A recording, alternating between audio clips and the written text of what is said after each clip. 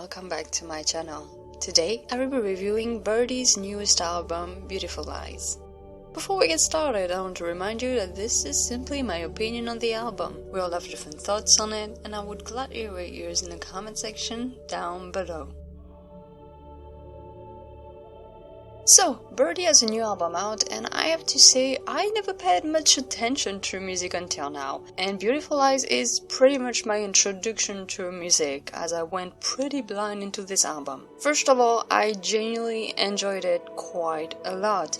I was impressed by how lovely and touching this album gets, especially with its lyrics that are very thoughtful and emotional, and they really gave a depth to the album that felt very refreshing to me. The best example for that being on the song Wild Horses. That it's a song that really touched me by how emotional it got and just very beautifully sung. And overall, yeah, it's a very pretty song to listen to. Now about the music itself, I felt like Beautiful Lies manages really well between the mid-tempo and ballads type of songs. It felt very organic, if not redundant at times, because there's a strong coherence on what the music sounds like all along this album, but sometimes that played as a con because you do feel that the musical theme is a little too much of the same thing, and I felt that every song on this album felt the same when it comes to the instruments or the patterns used.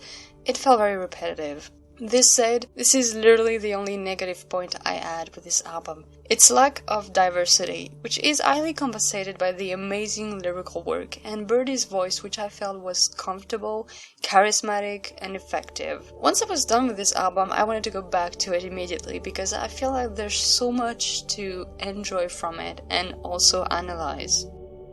In the end, Beautiful Lies is a really good album that might appear a little bit repetitive on some levels, but I felt like its strength resided in its lyrical work and charismatic singer that sells it with a genuine and emotional core that you just can't ignore. I give the album 4 stars. Thank you for watching. Don't forget to tell me what you think of the album down below, and I'll see you next time.